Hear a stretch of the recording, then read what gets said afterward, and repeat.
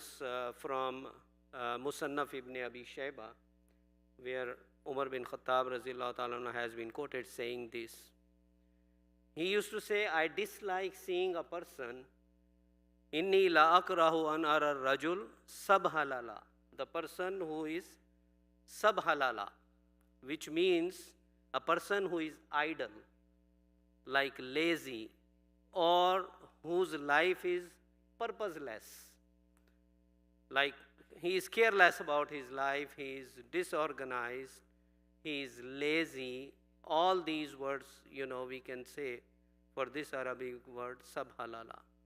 And then he says, la fi amali dunya wa la fi amali akhir. He is not active in his work of his dunya, and neither a work for his akhirah.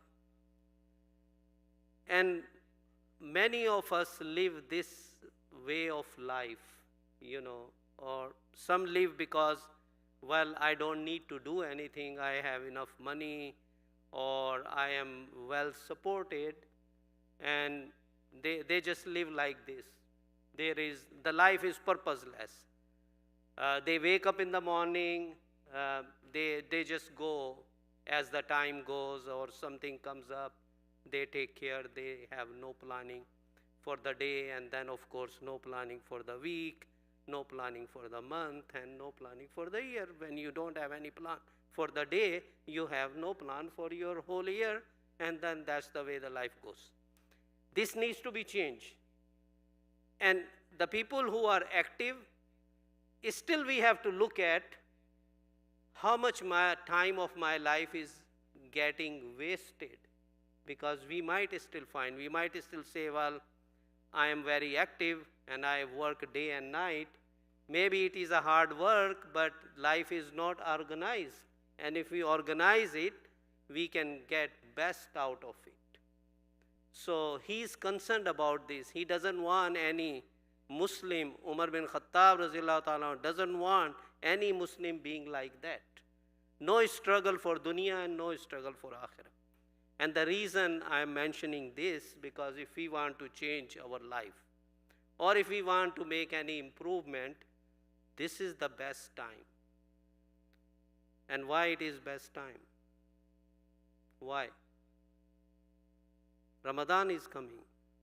Because if you are just doing your obligatory duty, the Ramadan will organize your life. You have to wake up early to do your suhoor.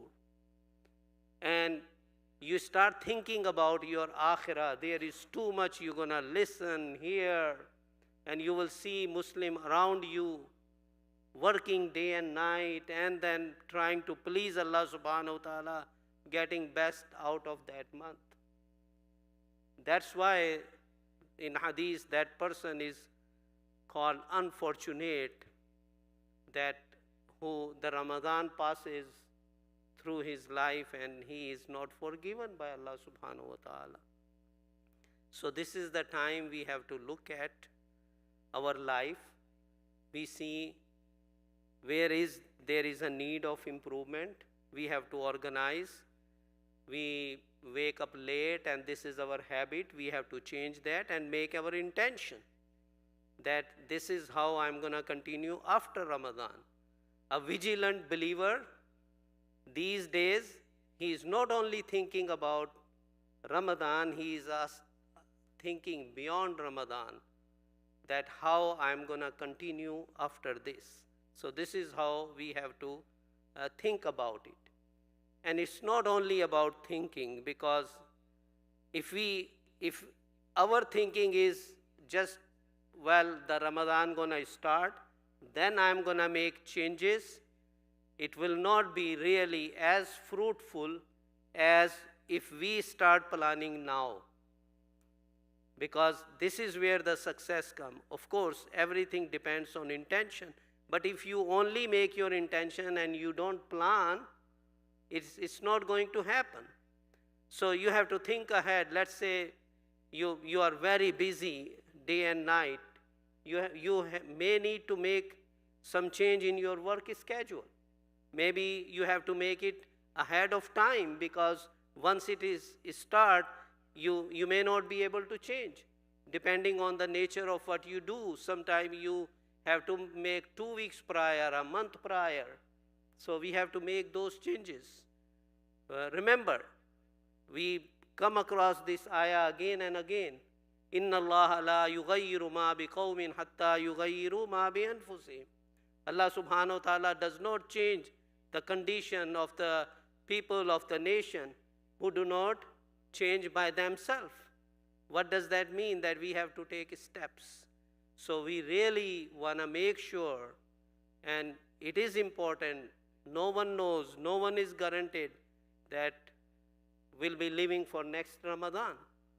So take the best out of it, and this is the time, few days left, that we plan how our schedule will be, what will be our times of sleeping, what are the times we're going to wake up. Okay, I'm waking up early, I'm making fajr, and then after that what I'm going to do.